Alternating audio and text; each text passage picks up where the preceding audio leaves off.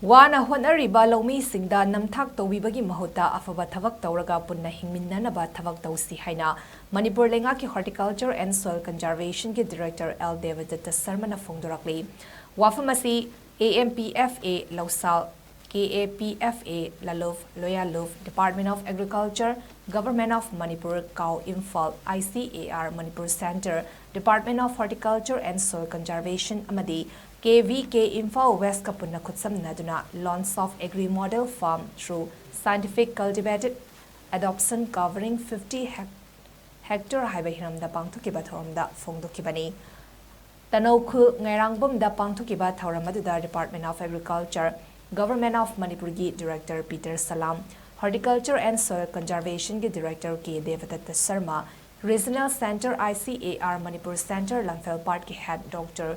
CH Vasuda College of Agriculture University के Dean Professor K Nandani Superintendent Engineer MI की L Chetan Amadi Kokomi Farmer Wing की Convener AB Alangbam अथोई बमिथुंगमेन Singh ओइना सरुया की Director L Devdutt Sharma नमखता नहाई Isagi iram damdagi pothok tuna punna saukat minasi haiki amadi Loumi Singda su urea phosphorus na chingba chaiba su munna yengbiraga sizinnabiu hauzik chairiba asina lehau faraga su tungkoina chattaba mafam asi soklakpa yaba su lei masidagi Jackson se loina Horticulture Department ki makhada Thangjing Thabagi Anoba scheme ama launch tawba asida Ngairangbam da hanana tharaba natraga nauna thaningba leiragadi district officers singa tanaraga khudong jaba lobiu chumna thaba nataba scientific oina tharaga kanaba lominasi Loumi Singda su haurakliba Loumi Sing amadi miyam da su awareness kaya pibiu haiki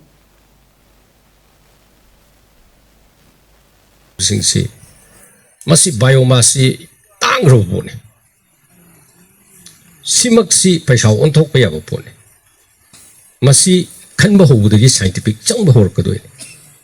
Adagi ay labuk hay bese ay lamachet naman layraga ay layri hay bese masi hay ba pot nate.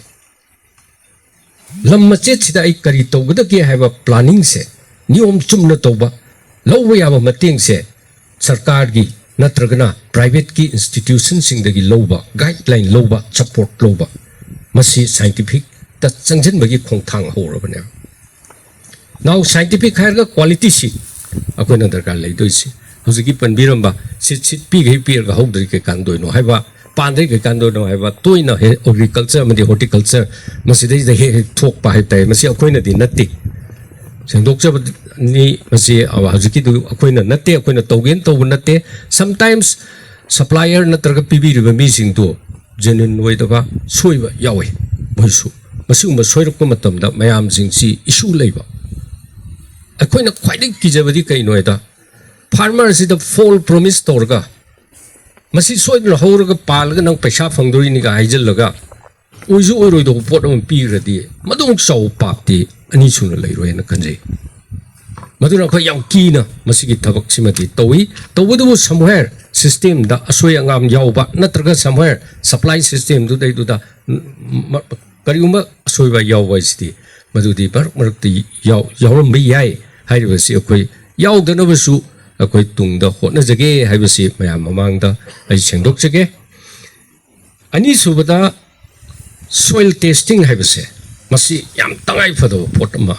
Way soil health card in a director agriculture Yauri, Mani Laborate, Tobirongani, soil health card in the Mayamda, Masi Young Kanava.